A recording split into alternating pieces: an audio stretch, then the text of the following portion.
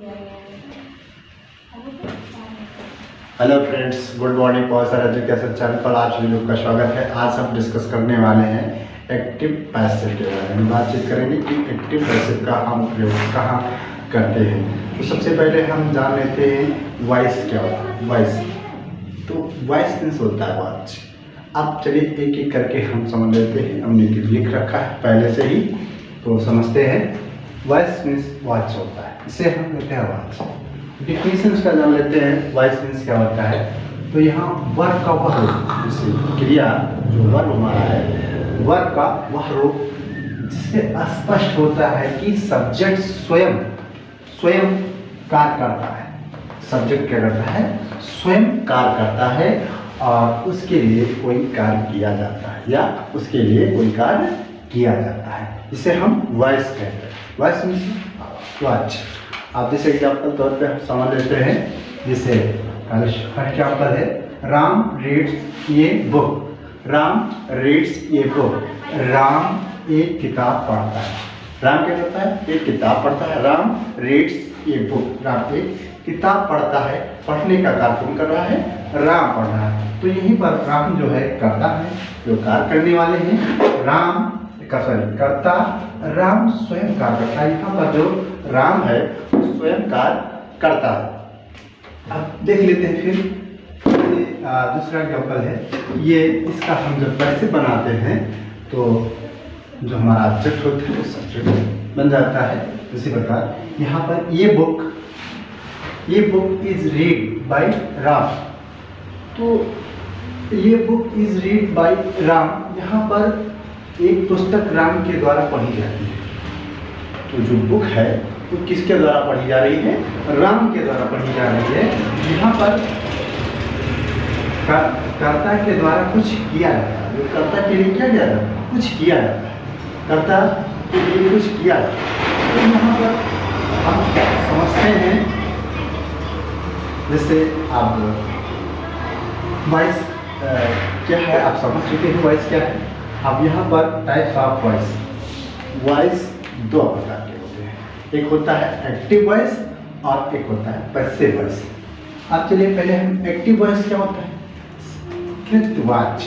अब यहाँ पर एक्टिव वॉइस मीन्स होता है कृतवाच। दूसरा हमारा है पैसिव वॉइस, क्रमवाच। अब एक एक करके हम जान लेते हैं कि हमारा एक्टिव वॉइस क्या है और पैसिव वॉइस क्या है। तो हमने लिख रखा है पहले से। तो देखिए एक्टिव वॉइस जब कोई व्यक्ति या वस्तु सब्जेक्ट के रूप में कार्य करता है। किसके रूप में कार्य करता है? सब्जेक्ट के रूप में कार्य करता है, उसे हम एक्टिव वॉइस कहते हैं। जैसे यहाँ पर सीता राइट्स ये लेटर। तो यहाँ पर सीता एक पत्र लिखती है। तो लिखने का कार्य कौन करता है? यहाँ पर सीता कर रही है। पत्र एक लिखती है, सीता एक पत्र लिखती है। तो यहाँ पर ये क्या होता है कि जो लिखने का कार्य है, संपादन कर रही है, वो सीता ही वो कार्य कर रही है। ठीक है, अभी उसी को हम एक्टिव वॉइस बोलते हैं। यहाँ पर यही व्यक्त किया गया है, जब कोई व्यक्ति या वस्तु सब्जेक्ट के रूप में कार्य करता है, मतलब सब्जेक्ट ही कार्य करता है, कर्ता ही कार्य करता है यहाँ पर, उसे ही हम एक्टिव वॉइस कहते हैं। पैसिव वॉइस जान लेते हैं। पैसिव वॉइस क्या है? तो जिस वाक्य में क्रम की प्रधानता होती है, क्रम पर प्रधानता होती है, उसे हम पैसिव वॉइस कहते हैं। एग्जाम्पल पे देख लेते हैं। यहाँ पर the book is written by ये ऑथर। तो यहाँ पर जो एक बुक है, मतलब एक पुस्तक है, किसके द्वारा लिखी जा रही है? पुस्तक लेखक के द्वारा लिखी जाती है। तो लिखी जाती है किसके द्वारा?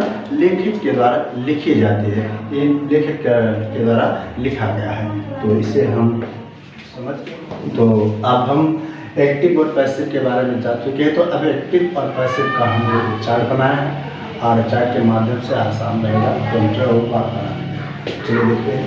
तो ये हमारा एक्टिव वॉइस, जो हमारे टेंस के जो 12 सेंटेंस हैं वो सारे हमारे एक्टिव में होते हैं।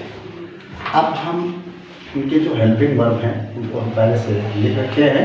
देखिए, तो हमारा जो एक्टिव है प्रेजेंट इंडेफिनिट टेंस का जो हेल्पिंग वर्ब है, जब हम उसे पैसिव वॉइस में बनाते हैं तो प्रेजेंट कंटिन्यूअस टेंस में बन जाता है, इज एम आर में बनता है। और फिर हमारा जब हमारा प्रेजेंट कंटिन्यूअस टेंस में होता है is am are helping verb, present continuous tense का हमारा जो हेल्पिंग वर्ब है इज एम आर, इसको हम जब पैसिव में बनाते हैं तो इज एम आर रहता ही है और उसमें हम बीइंग जोड़ देते हैं। और फिर अब हमारा जो प्रेजेंट परफेक्ट टेंस है उसमें हेल्पिंग वर्ब हमारा हैज हेल्प होता है। और जब हम इसे बनाते हैं पैसे में तो ये प्रेजेंट परफेक्ट कंटिन्यूअस टेंस में हमारा पैसे बनता है, उसमें हैज़ बीन और हैव बीन होता है। फिर नेक्स्ट हम देखते हैं कि यहाँ पर हैज़ बीन और हैव बीन पर यहाँ पर हैव बीन है, तो हैज़ बीन या हैव बीन नहीं बनता है। कहने का मतलब है प्रेजेंट परफेक्ट कंटिन्यूअस टेंस हमारा पैसिव में नहीं बनता है। नेक्स्ट हम प्रेजेंट इंडेफिनिट टेंस में जो हमारा हेल्पिंग वर्ब है इसमें डिड होता है, और जब इसको हम पैसिव में बनाते हैं तो ये पास्ट कंटिन्यूअस टेंस में बनता है। अब यहाँ पर पास्ट कंटिन्यूअस टेंस में अगर जब हमारा एक्टिव होता है वाज वेयर तो हेल्पिंग वर्ब होता है, तो पास्ट कंटिन्यूअस टेंस में ही हम बनाते हैं, लेकिन उसमें बीइंग जोड़ देते हैं और जो हमारा वर्ब रहेगा वो प्रयोग करते हैं समझ। तो फिर हम पास्ट परफेक्ट की बात करेंगे तो उसमें हमारा हेल्पिंग वर्ब है हैड, जिसमें जब हम पैसिव में बनाएंगे तो ये हमारा पास्ट परफेक्ट कंटिन्यूअस टेंस में बनेगा हैड बीन।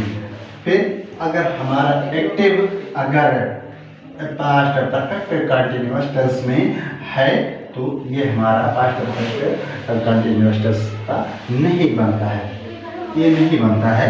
और अब हम फ्यूचर में बात करेंगे। फ्यूचर इंडेफिनिट टेंस में हमारा जो हेल्पिंग वर्ब होता है विल या शैल, तो जब हम इसे पैसिव में बनाएंगे तो विल बी और शैल बी। कहने का मतलब है फ्यूचर कंटिन्यूअस टेंस में हमारा पैसिव बनेगा। अब हमारा अगर फ्यूचर कंटिन्यूअस टेंस में है अगर हमारा एक्टिव तो विल बी और शैल बी, तो ये विल बी और शैल बी हमारा फ्यूचर कंटिन्यूअस टेंस में नहीं बनता है। नेक्स्ट देखते हैं फ्यूचर परफेक्ट टेंस में जो हमारा हेल्पिंग वर्ब है एक्टिव है तो विल है और शैल है, तो ये हमारा फ्यूचर परफेक्ट कंटिन्यूअस टेंस में बनेगा will have been shall have been. फिर अगर हमारा विल हैव बीन और शैल हैव बीन मतलब फ्यूचर परफेक्ट कंटिन्यूअस टेंस हमारा नहीं बनता है। ये हमारा फर्स्ट चार्ट है। दूसरा चार्ट हम लाए हैं सब्जेक्ट ऑब्जेक्ट, मतलब हम जब सब्जेक्ट को जब चेंज करते हैं ऑब्जेक्ट में तो वो किस तरह चेंज करते हैं। जैसे अगर हमारा सब्जेक्ट ही है तो उसको हम बाई हिम कर देते हैं, हिम चेंज हो जाता है, और ही है तो उसे हर में चेंज कर देते हैं। अगर इट है तो बाई इट में चेंज कर देते हैं।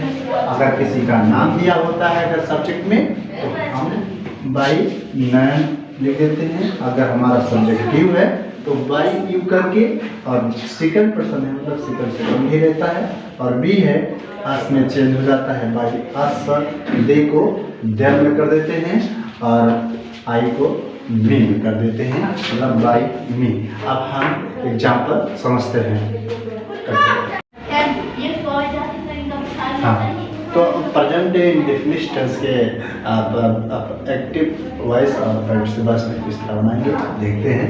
तो सबसे पहले अफर्मेटिव सेंटेंस से नाम लेते हैं किस तरह बनता है। तो यहाँ पर जैसे फर्स्ट फॉर्म फार्मूला में लिख दिया है, फर्स्ट फॉर्म प्लस ये जो लगता है फार्मूले में, और जब इसमें तो अब हम एक्टिव में देख लेते हैं। जैसे आई प्ले फुटबॉल, मैं फुटबॉल खेलता हूँ, मैं फुटबॉल खेलता हूँ, आई प्ले फुटबॉल।